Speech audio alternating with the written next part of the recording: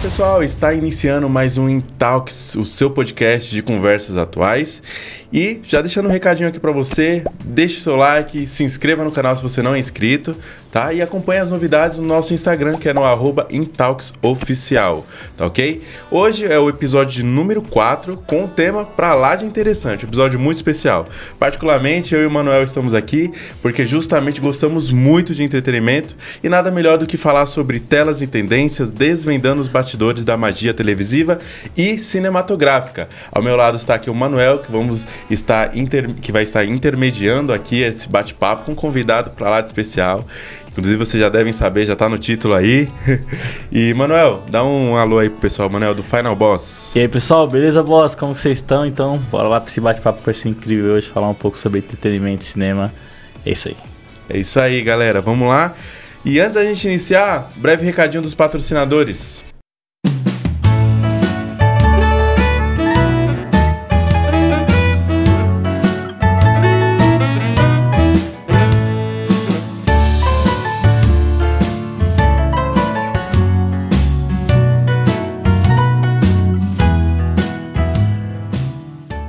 Vamos lá então, eu quero apresentar esse cara que eu admiro, é um cara que eu sigo ele há muito tempo, crítico, jornalista, formado em jornalismo, começou sua carreira na rádio e TV Tupi, passou pela Globo, Bandeirantes, Record, Manchete Cultura, como assistente de redação, repórter, editor-chefe de reportagem. No SBT, dirigiu as transmissões da festa do Oscar a partir de 94 e repetiu a dose em 2007 pela TNT, diretamente dos estúdios de Atlanta, na emissora lá nos Estados Unidos.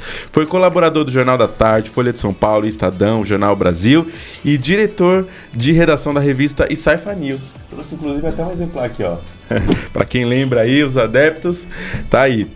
E além do mais, ele escreveu também 2 almanacs super importantes, tá aqui também, eu pedi pro Manuel mostrar. O Almanac dos Seriados, que foi o primeiro, um guia aí para quem adora amantes de séries, e o Almanac e o Animac, que é o almanac dos desenhos animados, que tem que ter os dois, né? Não adianta ter um só, porque animação e série tá na cultura do brasileiro também, né? Então vamos lá, além desses 2 livros, ele apresentou os programas como Loucos por Séries lá no canal da Vivo TV e o Talk TV do canal Like. Além de fazer toda semana o balanço de séries no seu canal e no seu perfil do Facebook e no YouTube. É editor-chefe do site e canal Best TV no YouTube e escreve também para o blog Freak Pop, da Jovem Pan. Professor de jornalismo e RP no Instituto Metodista de Ensino Superior. Ufa, que currículo, hein, meu amigo? Eu cansei, só de você falar, eu já que eu tô cansado e ainda nem consegui me aposentar. Você lembrou de tudo isso? Quantos anos de estrada? Nossa senhora, você sabe, se contar na época, eu comecei a trabalhar com 16 anos, estou com 65, então tem 40 e cacetada de... Eu tô ficando meio cansado, sabe? Mas é legal, é divertido. Eu fico imaginando um estudante de jornalismo hoje, que o que eu vou fazer e tal. Existem tantas possibilidades. Na minha época, assim, ou você vai trabalhar na televisão, ou na rádio, ou no impresso, né? Que pode ser revista ou jornal. Hoje você pode fazer um monte de coisa. É impressionante. Impressionante. Né? É o caso aqui, né? Fazer um podcast, que é uma outra tipo de ferramenta de mídia muito interessante, que ganhou o mundo inteiro. Um amigo meu me apresentou um podcast que eu falei, não, isso é coisa de maluco. Imagina que alguém escuta isso. Escutam. É um podcast que analisa os filmes de Jornada de Guerra nas Estrelas. Tá? De que forma?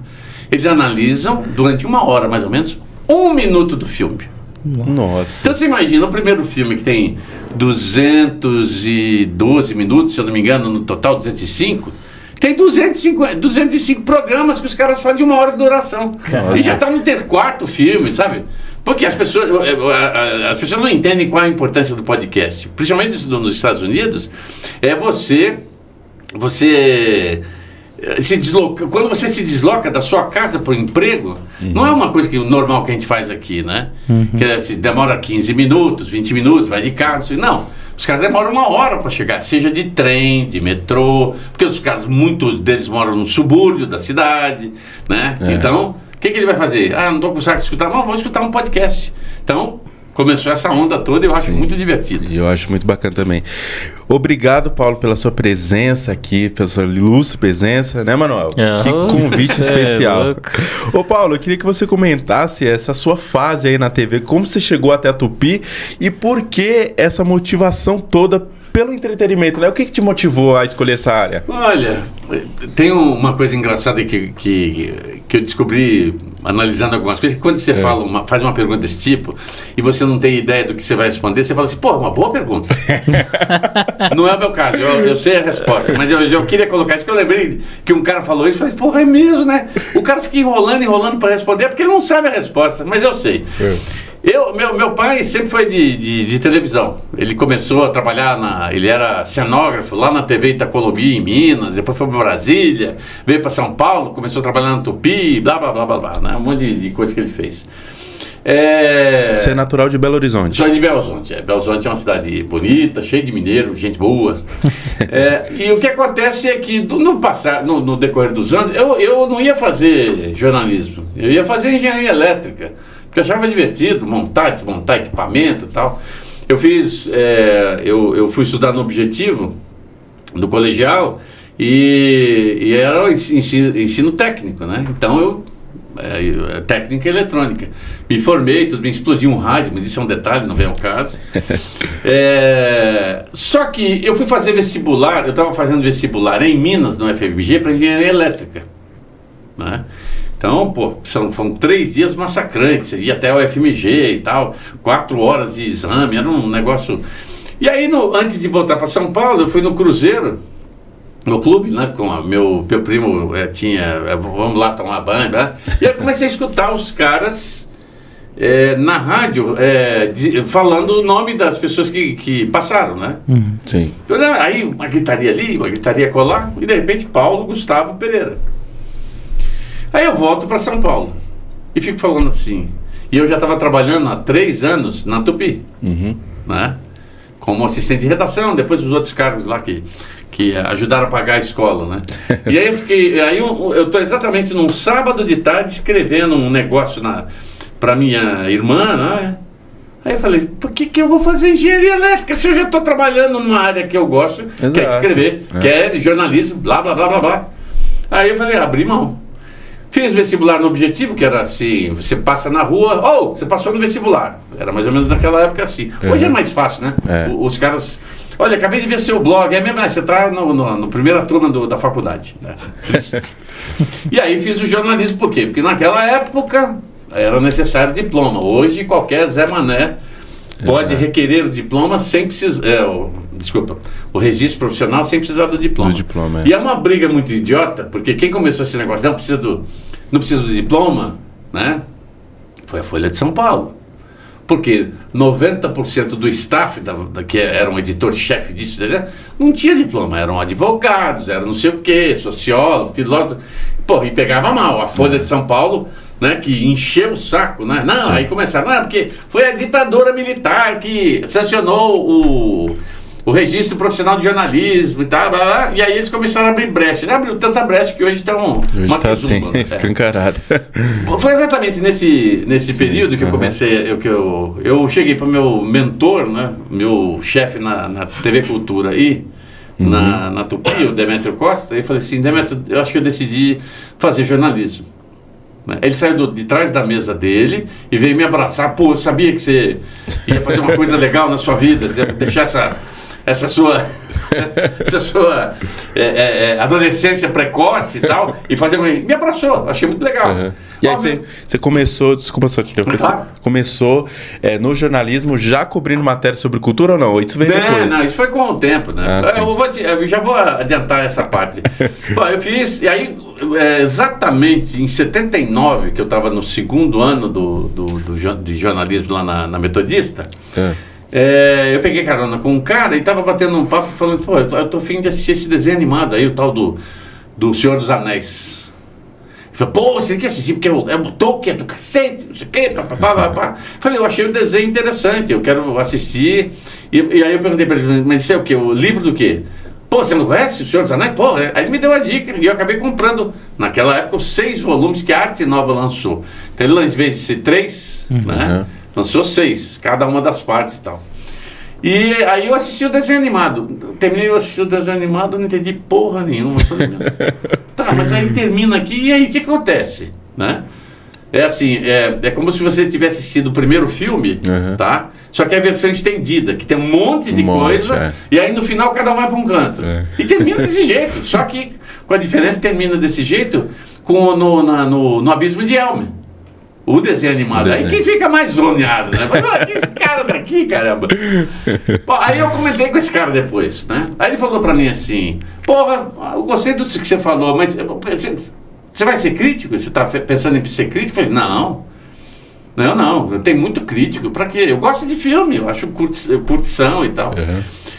Mudou um pouco quando em 86, eu comecei a escrever.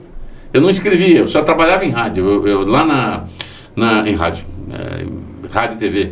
Lá em 86 eu fui trabalhar na Record e o Paulo Marcum era meu chefe lá. E eu conheci, e eu também estava trabalhando na Manchete. Ou seja, é o seguinte, eu trabalhei em tudo quanto é lugar ao mesmo tempo, tá? Vamos deixar isso claro. Eu conheci o Celso Arnaldo Araújo, que era um dos jornalistas, repórteres mais importantes lá da Manchete, né? E aí ele gostava de cinema, a gente ficou amigo, conversamos sobre um monte de coisas, e aí ele fala sobre... ele falou sobre um filme, qual filme que foi? Um filme de terror, acho que era Deadly Spawn, nem sei se tem tradução. E a gente começou a discutir sobre cinema e não sei o quê, e aí ele me apresentou uma ideia, né? Apresentou uma ideia, não, desculpa, falando assim, você podia começar a escrever sobre isso, não sei o que. Aí o que pintou? Eu recebi um press release do pessoal da SIC Video. A SIC Video estava entrando naquele momento com o tal do VHS no Brasil. Né? E eu achei a ideia interessante, conversei com o Celso, falei, faz uma matéria sobre isso, que a gente publica na revista Fatos, que era uma revista que estava tentando seguir o caminho da Veja. Falei, beleza. Aí o que eu fiz? Fui lá, fiz uma entrevista com os caras, peguei as principais informações e tal, e aí eu comecei a escrever. Eu não tinha muito costume de escrever texto, né? Aí eu pedi pro Paulo Marcanho dar uma olhada. Ele olhou e falou, tá legal, só falta corrigir isso aqui e tal. E aí publicou, foi o meu primeiro texto disso. A partir daí eu falei, peraí, esse negócio desse mercado de VHS parece ser interessante, porque junta duas coisas que eu gosto. Sim. A questão econômica e a questão de entretenimento. E aí eu comecei, alguém me indicou para Iris Foto, que precisava ter alguém fazer uma coluna sobre vídeo na Iris Foto, que era uma das revistas mais tradicionais de fotografia e tal. Eu fui lá, né, bati na porta do Sérgio Oyama, o pai da Thaís Oyama, que é uma jornalista hoje conhecida, apresentadora da TV Cultura e tal. E nós sentamos lá, o que você quer? Não, uma coluna assim. Aí eu comecei a escrever, peguei notícias de várias coisas relacionadas com vídeo. A coisa foi crescendo, e eles decidiram na editora fazer uma revista, né? Não era para competir com a Video News, que era a revista que tinha na época, mas uma revista paralela com um pouco mais de um formato mais de profundidade, e nasceu a Video Business, né? Legal. Que durou literalmente 9 edições. Só que não foi para frente por questões que a gente já sabe, né? É legal fazer revista, mas alguém tem que pagar. Tem que pagar, exatamente. E aí não dá para pagar se você não vai com o pessoal certo no lugar certo, batendo na porta, né? E aí achavam que eu abria todas as portas. Eu abria as portas para jornal, não para departamento de comercial. Cada um tem que se virar na sua área. Mas foi depois que eu saí do jornal da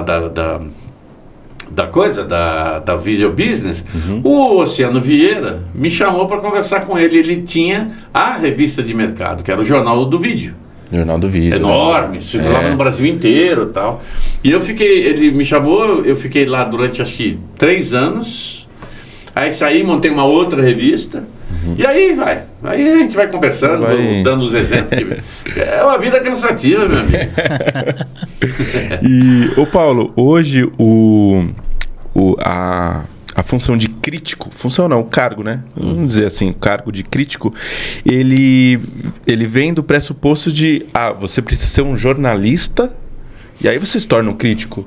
Ou não tem muito a ver? Não, olha, vou dizer um negócio assim. Eu conheci vários críticos na minha vida, alguns realmente amigos meus, né? O Rubens Evaldo Filho, por exemplo, a gente trabalhou junto no Oscar, fizemos projetos comerciais para SIC Video, blá, blá, blá, blá. Mas uma coisa que eu aprendi com ele, que é o seguinte, o crítico, ele não pode ser definitivo. Ele não pode falar assim, não gostei desse filme, e anos depois ele fala, pô, sabe que o filme é bom? Ele pode mudar de opinião. Sim. O que acontece é que ele não precisa ser jornalista, ele precisa ser um cara que gosta de assistir filme e entender o cinema como não só o entretenimento, mas algo mais. Uma vez eu tive um quebra-palma mesmo, de grito, em casa com um amigo meu, porque eu falei pra ele, pô, cinema pra mim é divertimento. Imagina, tem que ser político, papapá, o encoraçado Potemkin denunciava. Eu sei, mas eu assisti o filme, achei um filme chato. Então eu não me diverti com ele, né? Ele falou, você é radical, não sou radical. Pô, então é assim, é isso que é muito divertido. Aí vamos dar um salto quântico para os dias de hoje.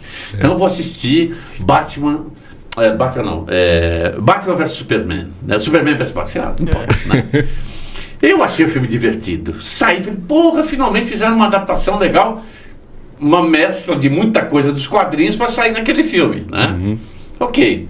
Aí eu vejo uma boa parte dos conhecedores de quadrinhos, críticos de quadrinhos, né? Saindo, pisando alto, emputecidos. E eu não entendendo. Falei, pô, mas... Ok. Aí eu encontro um amigo meu que até hoje quase não fala comigo deste assunto. A gente fala de um monte de coisa, mas desse assunto ele se nega. Porque nós participamos, uma semana depois que o filme entrou em cartaz, a gente participou na Comics de um debate sobre, né? E eu tinha assim, 99 pessoas na plateia. Eu e mais um cara que sentava ali mesmo defendemos o filme, o resto era tudo contra. Eu falo... Só que o meu problema naquela época, assim, eu defendi o filme em termos artísticos, essas coisas. Sim. Mas eu não tinha entendido qual era a pegada. Sim. Né? Falei, pô, o que é que os caras têm? Aí comecei a ler as críticas internacionais primeiro. Sim. Né? Li americanas, inglesas, li uma francesa, traduzi, não sei francês, sabia muito tempo, mas perdi toda a noção, e alemão. E todos tinham, até mesmo aqueles canais de YouTube, por exemplo, eu esqueci o nome, mas é um canal que faz tiração de sarro com trailer, né? É muito engraçado. Eu já vi, já. Muito então, bom, eu esqueci o nome, mas esses caras fizeram tirando sarro do filme, né? E aí eu assistindo, falei, agora já entendi tudo. Tudo ficou claro pra mim. Porque assim, desculpa, mas se você ainda não assistiu, tá, o Batman vs Superman, desculpa, mas aqui vai um spoilerzaço, tá? Qual que é o pomo da discórdia? É que eles ficaram surpresos que o twist, o momento em que vira o filme, é quando o Super-Homem fala assim, por favor, salve a Marta. E o Batman, traumatizado, porque viu a mãe Marta morrer, né, na frente dele, com as pérolas voando, o sangue escorrendo, tem um baita de um choque. Falei, como é que você sabe o nome da minha mãe? Porque até então sabemos que um não sabe a identidade secreta do outro. Do outro, exato. Como você vai dizer assim? Aí entra a salvadora da pátria. Não, Marta é a mãe dele, que é a Lois Lane chegando. Até então o cara queria fazer o quê? Empalar o Super-Homem com uma lança de kryptonita. Por quê? Porque ele é um deus. E aí, por que ele tá com essa mentalidade deturpada? Porque lá no começo do filme, quando ele chega em Metrópolis, quando tá tendo a briga do Super-Homem com o Zod, primeira coisa que ele faz, ele pega o celular e fala assim, liga lá para Wayne's Corporation e fala, e atende um cara, que pelo jeito é um amigão dele, fala, você tem que sair daí, tá tudo fodido, não sei o quê. Não, pode deixar que eu vou dar um jeito.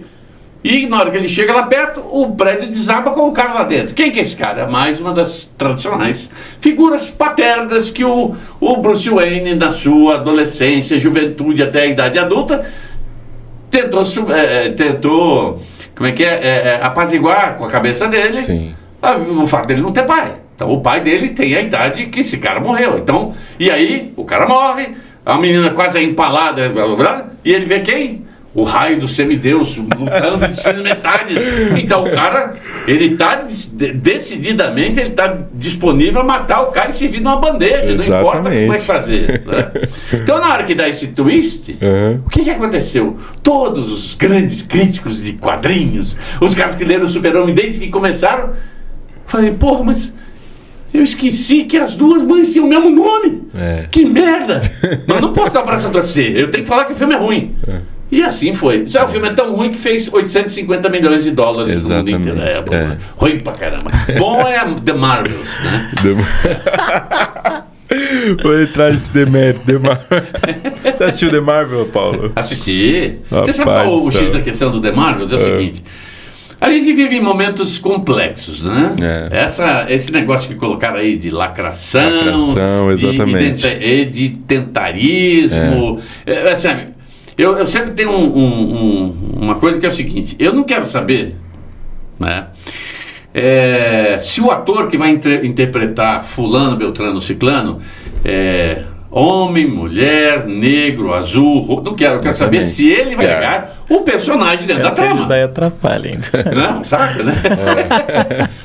Porque assim, vou analisar, e esse é o exemplo que eu gosto de dar. Vamos lá, vamos pegar um seriado de televisão dos anos 80 que nunca passou no Brasil, que é o The Equalizer.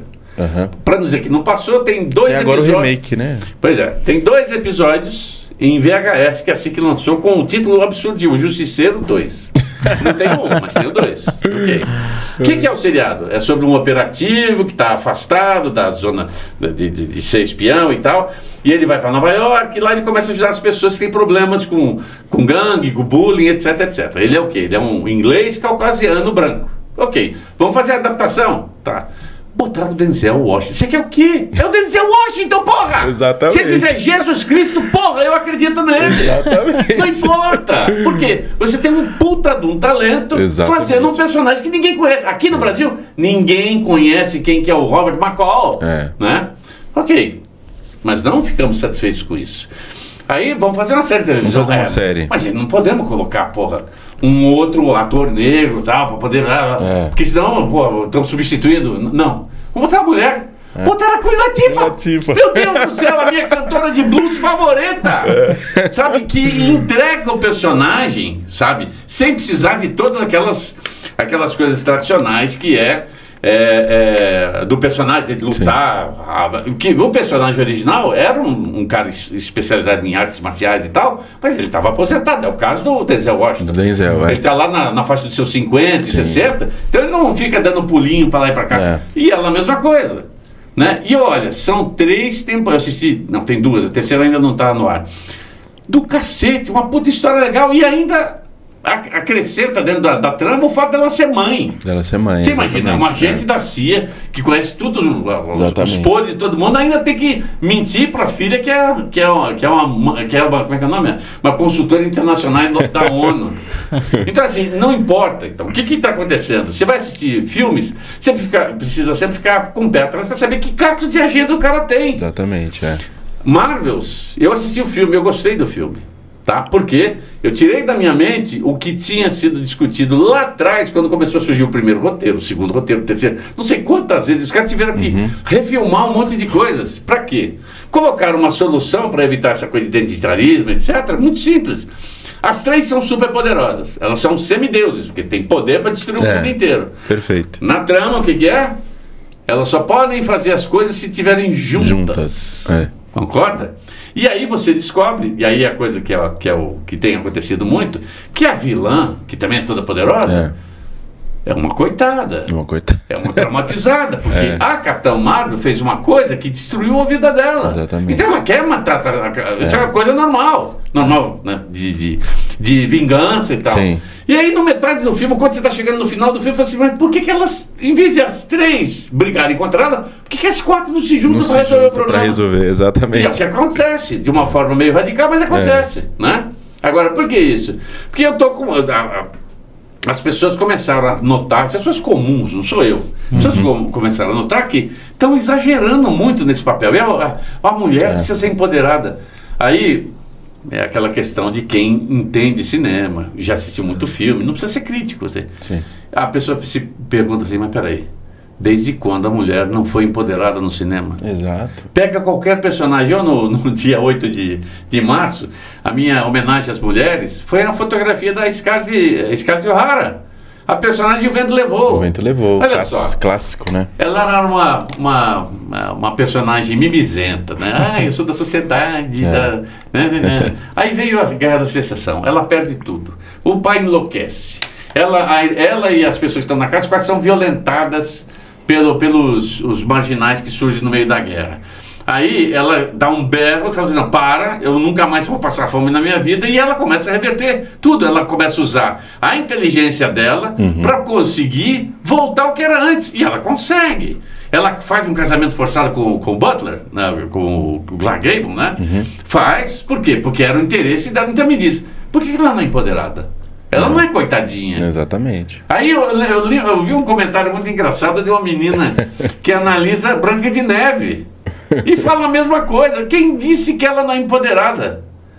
Ela consegue convencer um caçador a não matá-la por um bem maior. Exatamente. Né? Ela consegue convencer aos mineiros anões de que ela podia ser uma boa ajuda na casa, né, fazendo trabalho doméstico para quando eles vierem tá tudo certinho.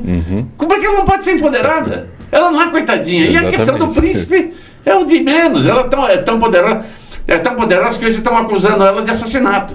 Mentora do assassinato da rainha. Muito bom. Ô Paulo, queria que você comentasse também a respeito da sua fase no SBT para o convite do Oscar. Como é que foi isso? Ah, tá. Eu tava trabalhando, depois, foi em 92, eu fui para Sorocaba para fazer a campanha política do candidato do PMDB da época, né? Um cara muito gente boa, né? Quando nós chegamos lá, o cara tinha passado para o segundo turno, né? E as pesquisas indicavam que ele estava perdendo de 15 pontos de diferença do candidato do PT. Nossa. Falei, uau, o cara passou, né? Ele passou com 55% dos votos para o segundo turno. E agora virou desse jeito. Falei, cacilda, que terrinha estranha, né? Mas tudo bem. Aí, exatamente 2 dias depois, né? O Paulo está lá na casa onde era a sede da produção dos vídeos, etc. E tinha caído uma puta chuva. Estava caindo uma puta chuva. E na varanda, tinha na sala, na saída principal, tinha um degrau, né? Coberto. E ele estava lá, olhando para baixo, né? Chovendo e tal, e olhando para baixo. Aí eu cheguei do lado dele e falei assim, olha, eu não conheço bem você, mas eu acho que você tem um candidato que tem potencial para botar ordem nessa cidade, né? Olha, só te interrompendo, me lembro, você falando que ele olhando lá, tava uma chuva do caramba, ele olhando lá, me lembrou Humphrey Bogart. Sim, é a mesma coisa. É a mesma coisa, né? Humphrey Bogart no Casablanca, olhando assim, eu fiz tudo para aquela mulher, essa vadia vai embora. Né? Tem aquela frase que ele fala quando ele está relembrando, né? Ele fala assim, de todos os bares do mundo, ela tinha que entrar justo no meu. Né? Eu tenho uma releitura disso. Tá? Que assim, de todos os bares do mundo, aquela vaca tinha que entrar no meu. Né? Porque ele se ferrou dessa história toda, mas tudo bem. Aí, depois que aconteceu isso, a gente bateu um papo furado ali. E eu fui conversar com o Eurico Andrade, que era o coordenador da campanha, e a ligação da grana com o Palácio dos Bandeirantes. Falei, Eurico, é o seguinte, tô achando ele muito para baixo, ele não vai chegar até o final da campanha. Ele precisa fazer alguma coisa diferente, né? O que você acha? Você já viu, já contaram a história para você dele? Eu já tinha escutado isso campanha política é muito sólida, né? Dos 2 coordenadores que eram do PT dentro da campanha dele. Eles me contaram um monte de coisa, não sei o que, papapá. E eu sempre quando eu falo muito mal de uma pessoa que você está trabalhando, tem alguma coisa errada. Mas tudo bem. Aí eu cheguei e conversei com ele. Eu acho que podia fazer de legal. O que você acha de fazer um one-on-one, que nem a Marília Gabriela faz? Aí ele pensou, fez, pode ser. Fizeram. 2 dias ou 3 dias depois, montaram o esquema, fizeram uma entrevista, botaram um repórter que não estava comprometido em fazer pergunta idiota, né? Estava pautado. E aí foi a campanha política, o horário dele, ele tinha acho que 45 minutos, né? E o programa deu 40 minutos, né? Aí ficou 5 minutos para os outros candidatos e tal. Aí começou. O programa, essa entrevista fez a coisa começar a subir. e ele ganhou com 3% de diferença. Olha só. Tá? Pois bem, estou falando isso que depois que terminou a campanha, a dona da produtora falou, mas por que você não fica por aí? Porra, eu estou querendo reativar a minha produtora, tem um mercado muito grande de publicitário para fazer coisas e tal. Eu fiquei pensando, e como eu estava, digamos assim, numa fase meio cruel no meu casamento, eu falei, boa. Eu fiquei 4 anos lá. Então, em 94, no final, novembro de 93, me liga o Ângelo Ribeiro, também conhecido como Macarrão, falando assim, e aí, como é que você tá? Eu tô bem, e você? Não, porra, ainda bem que eu te achei. Você sabe quem vai fazer o Oscar esse ano? No ano que vem, né? Ué, a Globo, né? Não, vai ser o SBT, eu quero que você venha aqui porque eu quero que você ajude a produzir, não sei o quê, porque o Ângelo, na época que eu conheci ele na Manchete, e depois dentro do SBT, eu editei muito programa especial com ele, né? É um cara que eu era um...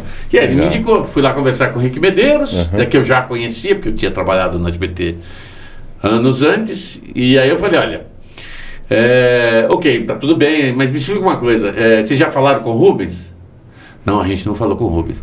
Porra, mas sem o Rubens não tem Oscar. Não, é que a gente estava encontrando uma dificuldade. Não tem dificuldade, peraí. Peguei o telefone. Oi, Rubens, tudo bem? Tudo, não, estou em São Paulo, estou aqui no SBT. Me diz uma coisa. Você está contratado para fazer o Oscar no ano que vem em algum lugar? Não? Tá, então você está contratado para fazer no SBT, ok? Não, eu não sou eu que vou contratar, é o SBT que vai contratar. Vou falar com o Rick. Peraí, ô Rick, que horas a gente pode marcar uma reunião com ele amanhã? Qualquer hora. 11 horas, tá bom pra você? 11 horas, tá bom então. Ele veio às 11 horas, sentou, conversou, pediu o cachê que ele queria e a vida continuou. Né? Então, e aí o que é divertido nessa história é assim, como é que você faz dar uma certa antecipada na audiência num programa que nunca passou no SBT? Passou. Mesma coisa do futebol, hoje passa no SBT, né? Pois é, eu lembro dessa época, inclusive. Tinha uma piada interna que os caras falaram assim, tem uma reunião e o Silvio está falando sobre futebol, a transmissão. Ele falava assim, olha, eu acho importante o seguinte, precisa ter mais gol. Precisa falar para a pessoa fazer mais gol, porque acha que gol atrai mais a audiência. Quanto mais gol, mais audiência. Isso era uma tiração de sarro, mas na minha cabeça fazia todo sentido. Do jeito que eu conheço o Silvio, fazia todo sentido que ele pedisse um negócio desse, né? Que foi onde surgiu a Copa do Brasil, né? Copa do Brasil, Bom, aí nós temos que fazer alguma coisa. Aí surgiu, no dia seguinte que eu estava na sala do Rick, toca o telefone. Aí a secretária dele falou assim, olha, o Marcos Ramos do Jornal da Tarde. Eu falei, deixa que eu falo com ele. É um amigo meu, a gente trabalhou junto em outros veículos e tal, e ele não era do Jornal da Tarde, ele usou isso, que até eu fazia isso, né? Olha, eu do Jornal da Tarde e tal. Aí depois, não, é que eu não tô, mas eu queria conversar com você. E aí eu falei, Marquinhos, e aí, tudo bem? Pô, você tá aí, pô, do cacete. É o seguinte... Você quer vir aqui ajudar? A gente precisa criar algumas coisas para poder fazer o negócio funcionar aqui. Beleza. Aí ele veio... Opa, cuidado com o Oscar. Ele veio e a gente sentou e nós dois a gente discutiu. Pô, os caras não conhecem porra nenhuma, né? Aí ele falou assim, a gente podia fazer alguma coisa estilo SBT. O quê? Um show do milhão? Não, mas a gente pode fazer um quiz. Pô, boa ideia. A gente apresentou o que era...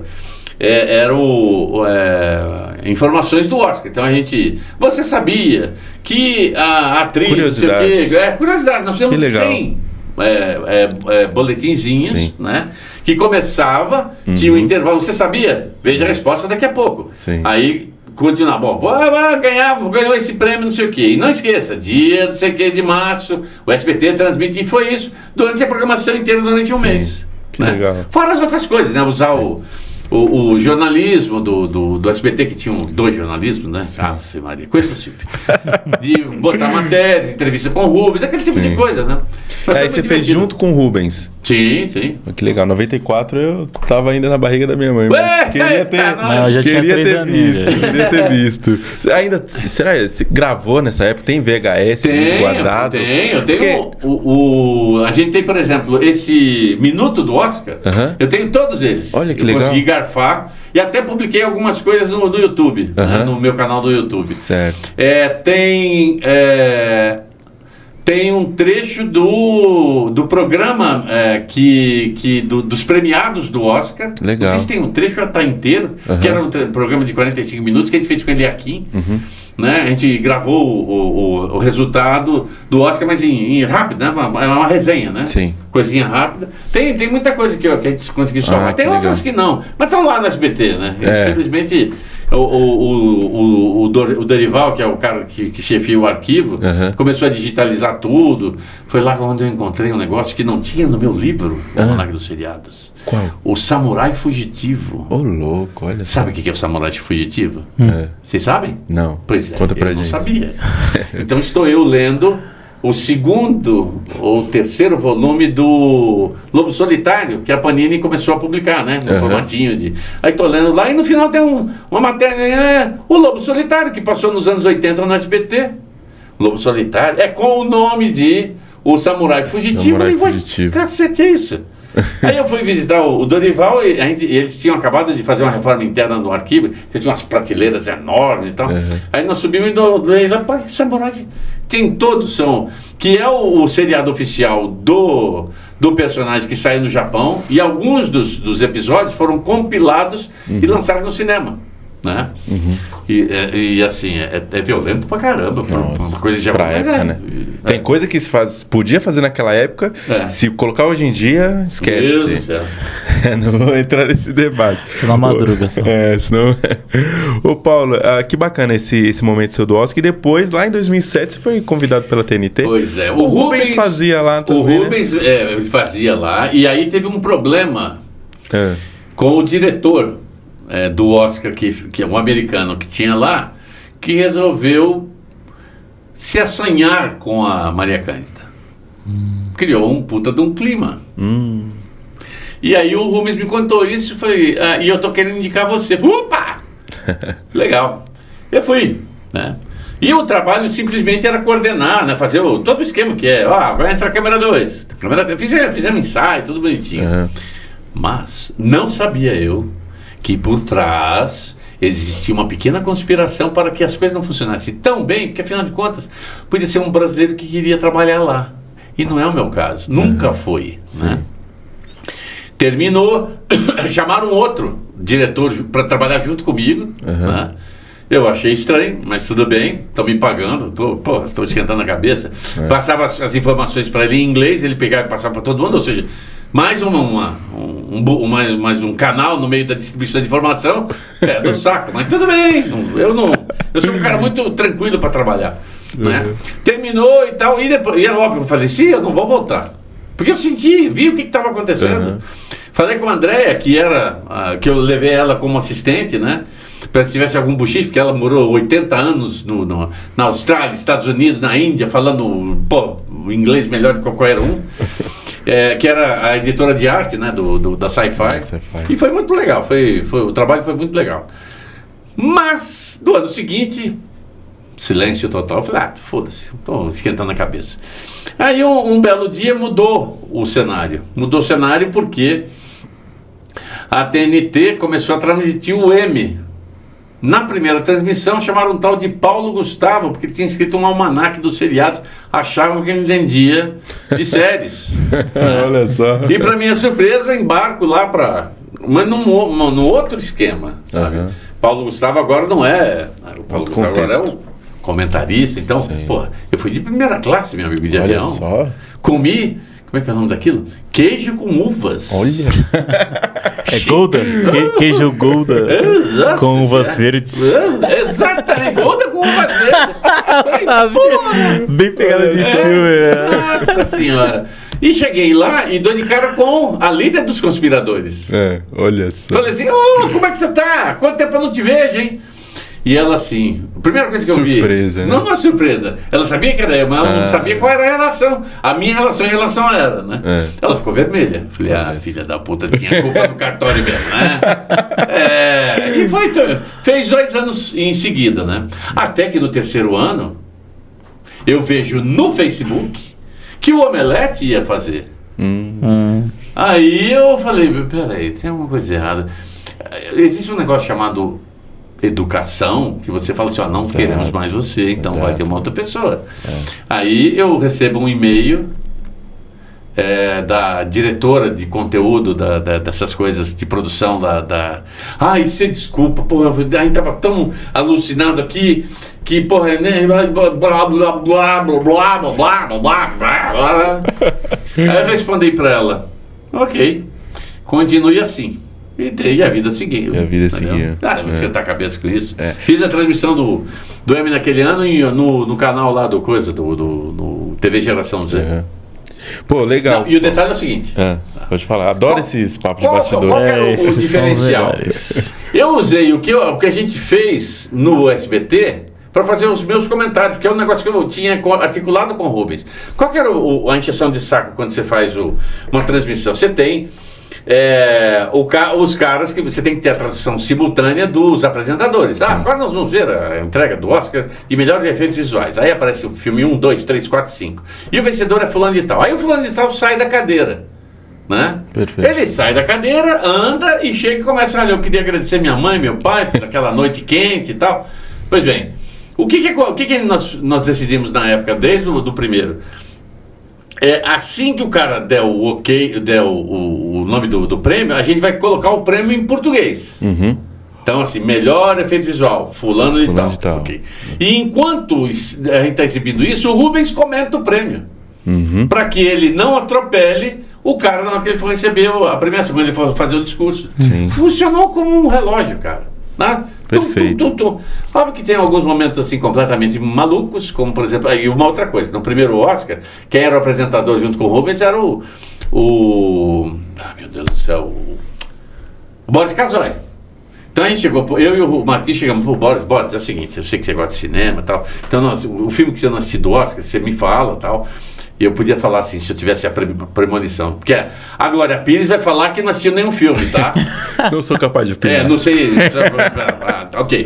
Mas a gente não tinha essa premonição. Então a gente falou, olha, qualquer filme que você que queira assistir, você fala que a gente arma um esquema pra você assistir. Ok. Então demos um convite para ele assistir um ou outro e tal, ok. Aí nós estamos vendo a transmissão do Oscar. 1994, um épico. Aí entra o prêmio de melhor canção, um dos indicados de melhor canção, que era uma canção do filme Beethoven 2. E Boris fala, Rubens, mas por que os cães são Bernardos? Detalhe, foi o único filme que ele não tinha visto. Olha só. Né? E foi. Acontece.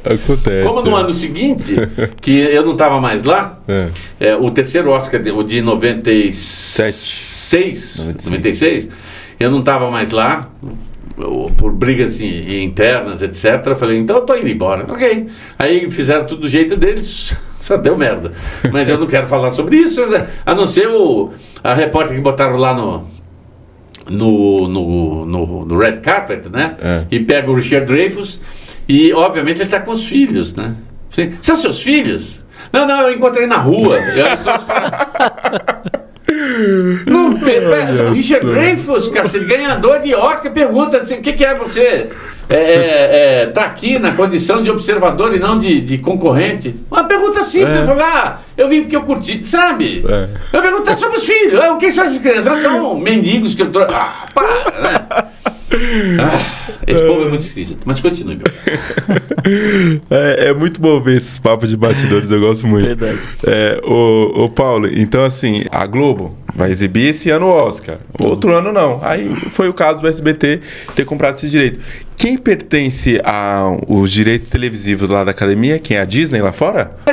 Porque assim, os direitos ABC, de transmissão internacional e local é da ABC, da rede ABC, que pertence à Disney. A Disney, o legal é que quando eu fui conversar com o Rick Medeiros para ver o que ia fazer e tal, é engraçado, né? Eles nunca fizeram o Oscar. Aí quando ele falou assim, inclusive você precisa ver quanto é que você quer ganhar. Aí eu já pensei num número. Bom, eu acho que aí você vê a cara do sujeito do outro lado da mesa se assustando com o fato de que, puta, ele vai pedir muita coisa e não tem dinheiro. Não, pediu um cachê que eu acho legal e foi. Não teve buchiche nenhum. Bom, o pacote da ABC não era o pacote da ABC, do Oscar e da ABC. Não. Era um pacote de filmes da ABC com séries, inclusive uma delas, A Gata e o Rato, que passou nas madrugadas do SBT. Né? E um monte de filmes. Filmes quais? Telefilmes, não os filmes da Disney. Os telefilmes produzidos pela ABC. Acho que eram 80 filmes, alguma coisa assim. Um pacote de 120 produções, e no meio delas estava o quê? O Oscar. O Oscar. Ah, que legal. Aí quando eles falam, Oscar, o que a gente faz? Chama o Paulo Gustavo. E era desse jeito. Diferente, por exemplo, do Globo de Ouro. O Globo de Ouro, a própria organização, a Associação de Críticos de Cinema, né, de Hollywood, eles negociam, tem um esquema lá de negociar com o canal, não só interno, né, nos Estados Unidos, como canais externos. E para você, uma negociação era extremamente barata. Pra você ter uma ideia, os direitos de transmissão de 2005, que foi o que eu fiz para o SBT, foi $10 mil. Olha só. Você não consegue fazer transmissão. Agora, eu tentei, depois de um certo tempo, negociar para transmitir o Globo de Ouro lá pelo canal, né? Pela TV Geração Z. Mas aí já tinha mudado tudo. Porque tem um streaming, tem não sei o quê, então tem canal YouTube, blá blá blá. Aí começa a ficar difícil de você negociar. Mas basicamente a Disney manda no assunto. É verdade. E particularmente, eu gosto muito do comentário da Maria Beltrão na Globo. Né? Excelente comentário, né? Teve alguns problemas lá, Glória Pires, enfim, mas não vamos entrar. Mas você sabe o que eu vou te explicar por que deu problema com a Glória Pires? Porque é a mesma coisa em relação ao Boris Casoy. Porque assim, o Oscar foi produzido pelo... não é da área de produção, tá? É a área do jornalismo. E o jornalismo, vamos pegar fulano de tal. Mas o jornalismo não tem o critério da produção, é o seguinte: vamos conversar com ela para saber o que ela já assistiu, para passar essa informação para frente, porque isso é importante na hora que estiver transmitindo. Ninguém fez isso com ela. E você acha que a Glória Pires vai do jeito, conhecendo como eu a conheço, que é focada no trabalho, etc, etc, vai separar um espaço para ir no cinema porque ela vai ter que fazer um trabalho? Não, se não falarem para ela o que tem que ser visto, não vai fazer, não vai fazer. Exatamente. E foi o que aconteceu. Como é que ela... Você vai transmitir, vai comentar o Oscar, tá? E não sabe sobre os filmes. Exato. Diferente do Wilker, né? Que era um tarado era um tarado grande, amigo do Rubens, inclusive. Sabia a referência de um monte de coisa. Apesar que tinha aqueles comentários: eu não gostei muito desse filme, mas eu acho que... Aí alguém tinha que falar assim: não importa se você não gostou, você está comentando o filme, não o seu gosto pessoal. Exatamente. Mas é isso, sai ano, entra ano, às vezes está numa transmissão no canal, depois vai para outra, e agora a Globo só está no Globoplay, né? Enfim, o importante é que a gente tenha a TNT aí com sempre todos os anos. Aí eu gosto muito da premiação. A TNT tá lá no Star Plus, né? Star Plus. Exatamente. Tá no Star Plus? No Star Plus. Interessante. Então, acredito, ano passado passou o Oscar pelo Star Plus. Pelo Star Plus, Esse ano passado não, esse ano, né? Esse ano.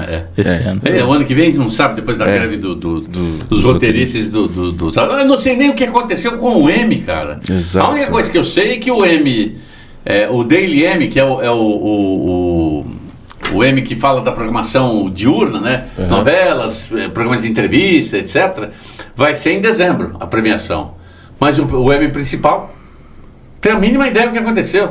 E olha que eu acompanho regularmente pelos canais que eu conheço, né? TV Line, o Deadline, o Variety, o Hollywood Report, eu não vi nada. Aliás, eu acho que eu preciso fazer uma pesquisa, porque de repente premiamos, deram uma letra pequenininha, premiamos, está todo mundo premiado. Eu não vi ninguém falar nada. Né? Verdade. Porque essa greve realmente foi... Fran Drescher, eu gosto muito de você, mas você embananou o mercado pra gente. Viu? Prejudicou muito, né, Paulo? Eu lembro da greve dos roteiristas lá em 2009.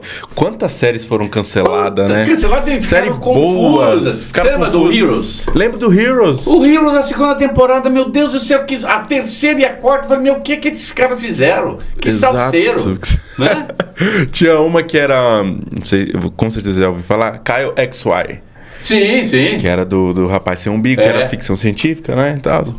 Muito, eu gostava, mas chegou na terceira temporada, greve dos roteiristas. Aí A série terminou na quarta, nem chegou em DVD aqui no Brasil. A Disney fez errado. Ela lançou o box da terceira, dividiu em 2, volume 1 e volume 2. E na verdade lá eles estavam finalizando a quarta, com 10 episódios só pra fechar, pra não... O mercado de DVD... Como que é isso, confuso, né? Muito confuso. Tais títulos errados. Não é confuso, não é em função disso. É o seguinte, quando você quer fazer uma coisa certa, você tem que fazer o tradicional. Você arregaça as mangas e trabalha. O mercado de vídeo nunca foi desse tipo, não tinha esse perfil. Não tinha esse perfil no pessoal médio, superior e o quem manda. Porque muitas vezes o cara foi contratado para gerenciar uma empresa, ele veio de uma área completamente diferente. Por exemplo, tinha o cara da Fox, ele veio da Vene. Tem tudo a ver, né? DVD e produtos de higiene pessoal e... eu acho que tem a ver, não sei. Assim, fica confuso. Você precisa ter... E aí eu entendi uma vez eu fiz uma entrevista com o Michael Carlin, se eu não me engano, um dos vice-presidentes da MPA. Ele estava no Fast Rio, foi uma das primeiras matérias internacionais que eu fiz pro Jornal do Vídeo. Ele estava batendo papo sobre a questão de pirataria, que era muito comum, blá, blá, blá, blá. E aí, eu não sei como surgiu o assunto, ele falou uma coisa que até hoje que é sempre importante mencionar. Você, numa grande empresa de entretenimento, você nunca pode contratar uma pessoa num cargo importante que gosta daquilo que é o seu conteúdo. Você não pode contratar um cara que gosta de cinema numa empresa de cinema, ou de televisão, né? Não pode. Ou contratar um cara numa área sensível de videogame e o cara fissurado em videogame. Por quê? Porque na hora de tomar uma decisão, não vamos lançar esse filme esse ano, tem que ser daqui a 4 anos, o cara vai falar, não, mas peraí, o cara, nós já fizemos tal coisa. Ele vai defender. Vai defender, exatamente. Por quê? Porque considera a questão do conteúdo muito mais importante que uma questão de estratégia burocrática qualquer. Isso é normal, né? Então, isso é muito importante para saber, porque no nosso mercado de vídeo aconteceu uma coisa muito curiosa, que é o seguinte, o mercado era pirata. Sim. Tá? Ou era fitas alternativas. Fitas alternativas. Alternativas, né? Ou depois de um certo tempo, genéricos, né? Filmes genéricos, ok.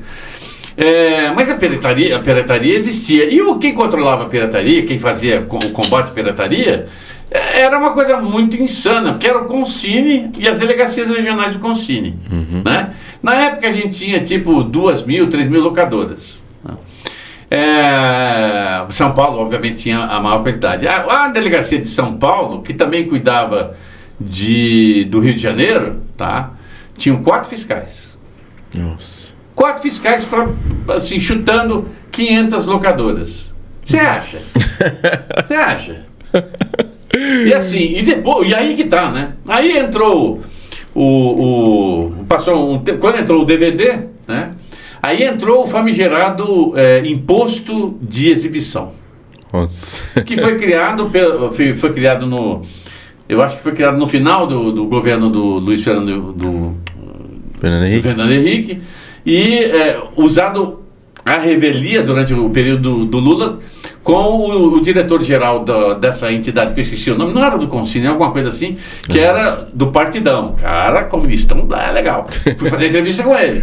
Falei assim, olha, eu acho que tem tudo a ver vocês cobrarem imposto, tá?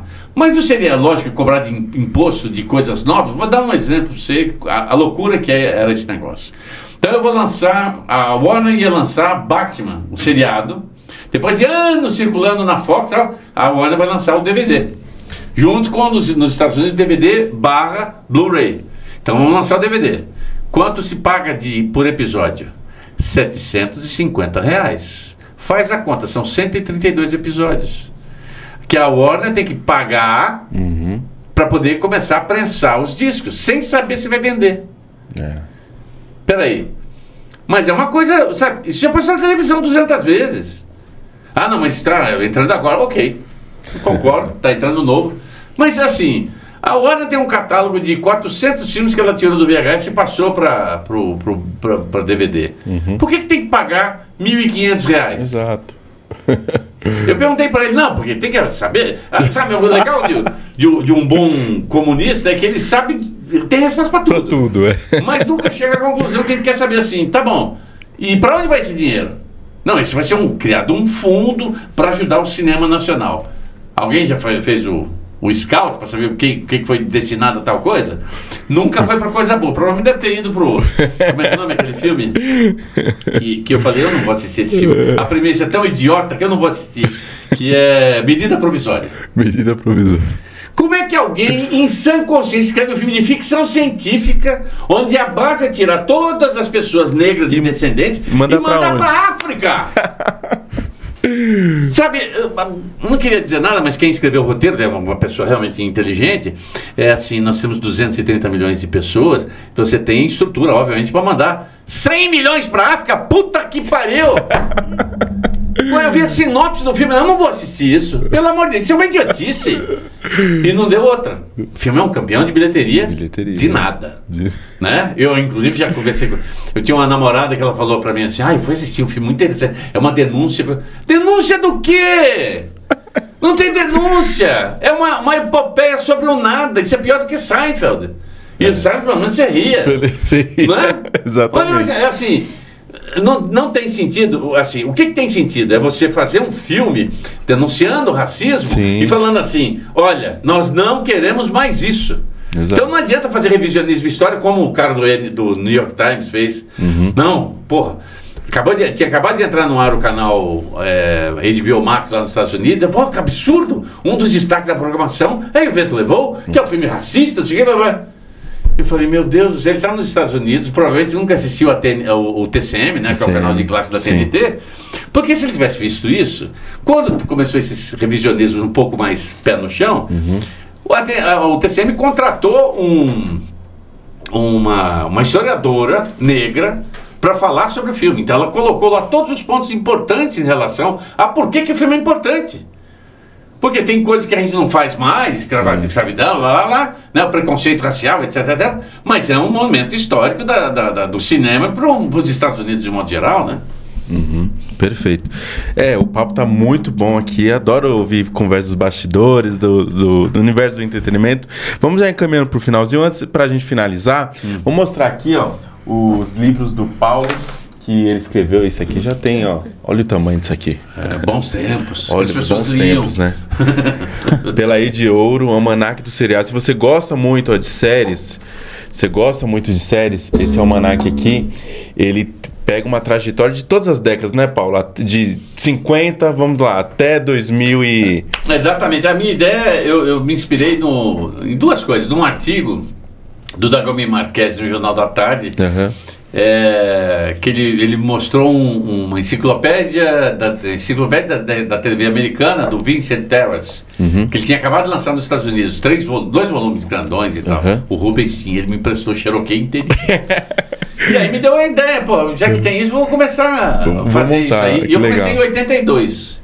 82. Entrando no jornal, fazendo as pesquisas, pegando as informações. Atenção, não existia internet, exato. Então, fazia o trabalho braçal, ia no Estadão, pegava os livros dos jornais e procurava, etc, etc. Bom, era para fazer uma enciclopédia de A a Z.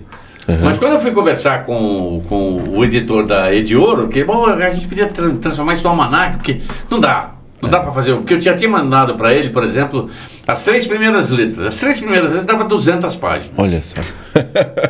Falei, nossa, e não dá pra gente fazer um negócio com vários volumes. E o pior, né? Depois que terminar de publicar, ele já está desatualizado. Então, só contar essa história rápida, né? Para poder fazer esse livro, eu montei uma tabela com informações básicas, assim, nome do seriado, o título em português, aonde passou, ano de produção, ano de exibição, essas coisas todas. E fui fazendo. Eu sempre tento atualizar. Ela está desatualizada desde 2016, tá? Porque eu falei, não aguento mais. Pra você ter uma ideia, de 50 a 2000, tem registrado 1.200 séries. Tá? Que é basicamente quase que tem aqui do livro. Tá? De 2000 a 2016, tem 3.000 séries. Ô, louco. Imagine agora, de 2016 pra cá. Então, eu não consigo fazer uma coisa simples que eu fazia antes, que era assistir o primeiro episódio de toda a série nova. Piloto, Só a semana passada entraram 6 séries novas. Só a semana passada, em 2 dias, entraram 6. Eu assisti o primeiro episódio de um, assisti o primeiro episódio de outro e fui dormir, porque não dava pra ver mais nada. É louco. E é os episódios de 1h20. De 1h20. Né? Muito bacana. Vamos falar do Animac aí, Paulo. Como surgiu a ideia? Vai a mesma coisa, só que eu jogo basquete com o Paulo Tadeu, que é dono da editora, e ele falou, pô, você fez aquele almanac, a gente precisa fazer um comigo, eu tô pensando no desenho animado. Porra, vamos fazer o desenho animado, isso aqui. Só que esse dava para fazer em forma de enciclopédia, né? De A a Z, porque tem muito menos produção de desenho animado, do que de seriado, né? Então eu consegui fazer uma... É fantástica ideia. Uma varredura. Só que, olha a maluquice. Esse almanac, se eu fosse lançar hoje, ele teria 800 páginas. 800. A quantidade, veja, não é só a quantidade de desenho animado que tem lá no Cartoon Network, Discovery Kids, não. Os canais de YouTube que tem programação, a Peppa, não a Peppa, aquele outro, eu esqueci o nome do personagem, que é um cara, um gordinho de bigode, um chapéu coco. Ele não é da televisão, ele nasceu na internet. É um canal de YouTube. E assim como ele tem outros desenhos animados. Nossa. Alguns que migraram para televisão, muito raros, né? Sim. E outra coisa, hoje não tem programação infantil na TV aberta. É verdade. Por causa da quantidade de restrições. Não pode Exatamente. ter suco disso, pode falar de refrigerante, pode fazer... Ou seja, nós estamos vivendo um momento de farmácia, né? É um lugar certo que você tem acesso a tudo, mas não pode comprar nada. Não pode comprar nada, exatamente. Ô Paulo, é fantástica a ideia, porque tinha desenhos que eu queria saber o nome, pô, aquele desenho lá, passava nos 90. Quando eu fui, tava lá no almanac do Paulo, falei, fantástica a ideia. O Marcos Ramos, ele estava trabalhando lá no SBT e falou assim, você tem que entregar o almanac para Patrícia, a filha do Silvio, que ela fazia acho que o Bom Dia e Companhia, sei lá. Isso, Aí eu fui lá de tarde e tal. Ela me chamou na sala dela e ela tava assim. Tava no colo dela e olhando assim. Catálogo. Aí ela falou assim, você tem... Aqui tem a Princesa Safiri? Eu falei, tem. É a Princesa e o Cavaleiro. Ah, tá. E olha, aí tem eu falo pra todo mundo, adorava esse desenho, poxa vida, eu queria tanto colocar aqui na programação, mas não tem. Nossa, pô, que legal. É a reação das pessoas em relação a esses desenhos, né? Eu tava pensando em fazer uma edição mais atualizada, com fotos coloridas e tal, porque para baratear o custo disso, você tem que, né? Mas, outra vez, não dá para fazer, porque tem muito mais desenho animado para você colocar nesse negócio, né? Exatamente. Você atualiza-se tanto, né? Tantas coisas não, é impressionante, cara. Impressionante. A produção cultural nossa é muito boa. Paulo, eu estive no lançamento do Cinemagia, você estava lá. Que maravilhoso. Você que adora a época das locadoras, você precisa assistir esse documentário. Inclusive o Paulo faz uma participação. Foi bacana, Paulo? Foi interessante reviver esse momento? Sim, sim. E aí foi bom, que obviamente que na parte dos extras, não sei se o... Eu assisti. Então ele colocou... Eu falei assim, a gente acabou com esse mercado por total incompetência. Incompetência, porque exato. Assim, se existe mercado de colecionador, por exemplo, de discos... Exato, e até hoje, o disco voltando aí... Exatamente. Por que não pode ter o DVD? O DVD. E eu sabia desse negócio, porque na época começou a ser circular, não vai acabar, e as locadoras começaram a definhar, porque os estúdios grandes das distribuidoras também não começaram a fazer porra nenhuma, né? E aí eu recebo uma notícia que a Warner, junto com a Universal, fecharam um acordo de distribuição, fabricação e distribuição de mídia física até 2030. Nossa. E não tem nada disso. Não tem nada, exatamente. A sorte é que, por exemplo, o Cinemania, Cinemagia, ele saiu pela Versátil. Exato. A Versátil, felizmente, é um dos poucos lugares que você consegue ter material de primeira qualidade. Exato. E tal. Inclusive, eu tinha pedido para o Fernando, que é o cara que faz a coisa. Inclusive, tem esse daqui, ó, o Blu-ray do 12, 11 e uma sentença. É fantástico. Maravilhoso. Eu assisti recentemente no Brasil Paralelo. Eu tenho o DVD, tenho o Blu-ray, mas assisti no Brasil Paralelo. Eu queria rever o tour de force desses caras todos fazendo esse filme. Filmaço. Né? Conheci na faculdade, mas vamos lá. Então, só para finalizar. Eu liguei, passei uma mensagem para ele perguntando assim: olha, eu vi que alguém lançou, uma sombra passou por aqui. Você tem planos de lançar isso naquela coleção de ficção científica? Ah, não tem nada. Pois é. Ele falou isso para ficar sigilosamente, porque o 12º volume da coleção de sci-fi vai ter esse filme. E esse filme é um filme curioso, porque é baseado numa coletânea de contos do Ray Bradbury, né? Que conta a história de 2 andarilhos durante a Depressão nos Estados Unidos. E aí de noite eles estão acampados, um deles levanta, vai até a beira do lago, tira a camisa, começa a se lavar, tá? O outro fica assustado porque tá cheio de tatuagem. E o nome do filme é The Illustrated Man, né? O Homem Tatuado. E aí ele fala assim, fica olhando pra minha tatuagem não, cara. Senão você vai ficar louco. Falei, pedi pra ler. O que acontece? Quando o cara fixa a imagem de uma tatuagem, ele entra dentro da tatuagem e revive uma história, como se fosse uma antologia de ficção científica dentro dessa história. É fantástica, cara. Que legal. E tem o Rod Steiger fazendo o Homem Tatuado. Que legal. Bacana. Ô Paulo, eu trouxe aqui um Puxa Conversa Cinema. É uma cartinha, você lê a pergunta e responde aí. Vamos lá. Vamos ver. Tira aí. Eu não vou ver. Aqui, ó. Aqui, atenção, né?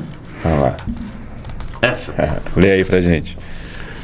Qual o filme em que seu ator preferido teve melhor desempenho? Legal essa pergunta, hein? Vamos descobrir o ator preferido do Paulo Gustavo Pereira. Fala aí pra gente. John Wayne. John Wayne. No filme que pra mim é o melhor filme de todos os tempos. Eu assisti na televisão, não gostei. Aí lançaram em VHS, em 2 VHS, porque é um filme comprido. Achei meia boca. Quando saiu em DVD, por algum motivo, me deu um estalo, eu assisti 2 vezes no mesmo dia. Olha só. Que é Rastros de Ódio. Rastros de Ódio, maravilhoso. Acho que é de 54, se não me engano, do John Ford. Saiu pela Warner, se não me engano, em DVD. Eu tenho ele. Toda vez que eu tocava nesse assunto, né, eu começava a chorar. Melhorei, agora só fico meio engasgado. Porque tem uma cena logo no começo, né? Não é por isso que eu acho o filme, tem outros motivos, mas assim, tem uma ceninha logo no começo que é quando o War Bond vai convocar todo mundo para sair em perseguição aos índios, né? Ele pede café e do jeito que ele coloca o café na coisa, me lembrou meu pai. E eu assisti o filme com ele. E acho que, né? Meu pai faleceu em 2007, mas eu chorei antes disso, inclusive, né? Mas aí eu comecei a notar umas peculiaridades, que é o que eu comentei uma vez com o Rubens. Ô Rubens, me fala uma coisa. Eu adoro Rastros de Ódio. É meu filme favorito também. Tá. Então, mas é o seguinte. Se a gente tirar o cenário do Velho Oeste e colocar qualquer outra coisa, você já notou que podia funcionar? Aí me dá um exemplo. Com aquele olhar do tipo... Um filme de guerra, se passando na Segunda Guerra Mundial, com a mesma história. Dos caras tendo que procurar um cara que foi raptado, né? Funciona. Se fosse, por exemplo, um filme sobre gangues em Nova York. Ou seja, o filme, o roteiro é tão forte, a estrutura dele é tão boa, que você pode mudar o cenário e fazer o filme funcionar do mesmo jeito. E assim, cada vez que eu assisto, aliás, assisti recentemente, onde é que eu assisti? Num canal streaming, eu não lembro qual. E falei, porra, que puta filme! Olha só. E aí tem bastidores, né? Esse filme foi escolhido para ser um dos filmes para exibir numa mostra de clássicos do cinema do Cinemark. Que legal. Então Paulo Gustavo chamou a então namorada, vamos assistir? Vamos. Só que é meia-noite no sábado. Tudo bem. Okay. Chegamos lá, tava eu, ela e mais 2 pessoas. Então, projetão. Porra, uma fotografia. Nossa, o Vale nunca ficou tão bonito quanto tem que ver no cinema, né? Lindo, né? Eu fui assistir Psicose no cinema. Sim, nossa, maravilhoso. Fotografia em preto e branco, maravilhosa. Bom, o que acontece? O filme termina do jeito que todo filme terminava durante os 70 anos, né? Que era uma cena, escurecia a tela, aparecia The End, baixava a música e todo mundo ia embora. Ok, terminou, levantei. Eu tô descendo, os dois funcionários do Cinemark comentando um com o outro. Aconteceu alguma coisa, não tem crédito no final. Aí eu parei e expliquei pra eles, olha, se não fosse o megalomaníaco do George Lucas, que foi ele que instituiu esse negócio, no primeiro Guerra nas Estrelas, sim. E aí criou jurisprudência, agora você tem, que nem o da Marvels, né? Você tem quase 15 minutos de crédito, cruz credo. Pois é. Mas vamos finalizar então. Paulo, fiquei muito feliz com esse papo. Muito obrigado. Eu espero que você possa voltar aqui. Quando quiser. Tô querendo trazer o pessoal das distribuidoras, né? O Fernando da Versátil. Bom. Já tô em contato com o Fábio da Fan DVD pra gente bater um papo legal e interessante sobre isso. Legal. Né? Tem muito assunto. Se deixar, a gente vai aqui a tarde inteira falar sobre Não isso. Pode não, porque eu tenho que fazer o programa, a gente tem que fazer a pauta do programa de hoje à noite. Tá certo. E pra acompanhar o Paulo, como que faz, Paulo? Tá então, hoje nas redes sociais? Hoje eu tô nas redes sociais, né? É só procurar Paulo Gustavo. Desculpa, tô aqui. Aqui. Sou eu. No Instagram, Paulo Gustavo. Tá tudo com Paulo Gustavo. Pode ser que você encontre uma certa dificuldade, porque teve um outro Paulo Gustavo, tá? Que fez mais sucesso do que eu, mas ele faleceu e eu continuo vivo. O meu programa é o Balanço Geral das Séries, está no YouTube toda sexta-feira à noite, ao vivo, às 8 horas da noite. Né? Toca latino lá também? Oi? Toca latino lá também. Toca latino, E o lance é o seguinte, eu vou ter eu andei conversando com o pessoal, eu vou fazer uma reestruturação, não só no programa, mas em umas outras ideias que eu andei pensando, porque assim, quando você procura uma informação qualquer, né, você bota lá no Google e espalha um monte de coisa. Você quer saber uma coisa sobre The Marvels? Tem umas 600 pessoas falando. Sim. Então não tem um lugar onde você centraliza essas informações. Então a ideia é criar um programa que centralize a informação para você não ficar zanzando. Tá lá a informação. Que é o caso do Balanço Geral. Você quer saber o que aconteceu durante a semana em termos de informação de séries? Tá lá. Tá comigo. Falou, mano. Tá certo. Tamo junto. Colocar aqui na descrição o endereço, tá? E aí você pode acessar aí as redes sociais do Paulo e acompanhar ele também no YouTube. Vai ser bem interessante também. Eu sempre tô acompanhando lá muitas novidades. Manuel, quer deixar aí o recadinho, Final Boss? Agradecer ao Paulo aí, pela entrevista aí. Agradecer a cada um de vocês que nos acompanharam. Não se esqueça, esse vídeo vai estar aí na íntegra para quem está assistindo no nosso portal aí, www.finalbossgeek.com.br. E é isso, acompanhe lá as redes lá.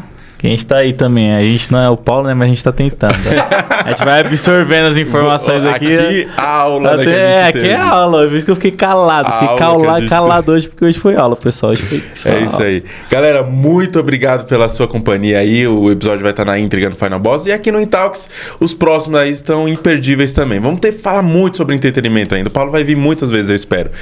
Tá? Trazer ele no Boss. É isso aí. Valeu, pessoal. Até o próximo. Valeu.